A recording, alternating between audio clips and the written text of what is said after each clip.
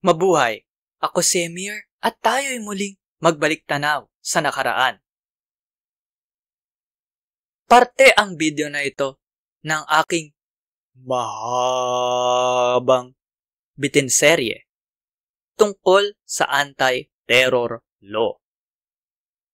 Para panoorin ang buong video, pindutin ang link na nasa end screen o nasa description.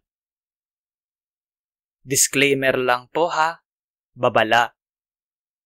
Para lang po magbigay impormasyon ang video na ito.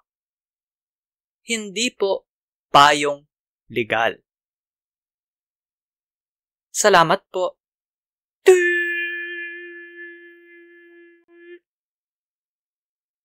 Muli po, lahat po ng epektong yan, preventive. Pag-iwas lang. Walang kriminal na kahihinatnan. Walang parusa. Paano po yung pananagutang kriminal na binanggit ko kanina?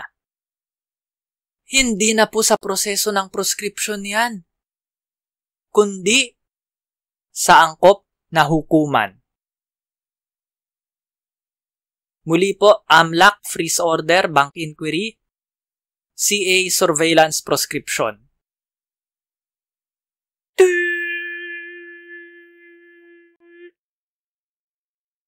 I-like at i-share ang video na ito sa social media. Mag-subscribe at pindutin ang batingaw o bell. Panoorin ang iba pang Emir's Bitin, baliktanaw/inhindsight.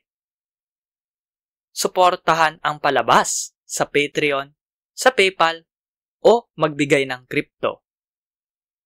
Salamat sa kapatid kong si G-G Arts para sa aking avatar.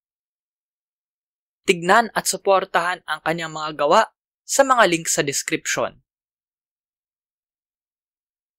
Para po panoorin ang buong seryeng ito, pindutin ang link na lalabas sa end screen. Dapat ngayon na. Maraming salamat po.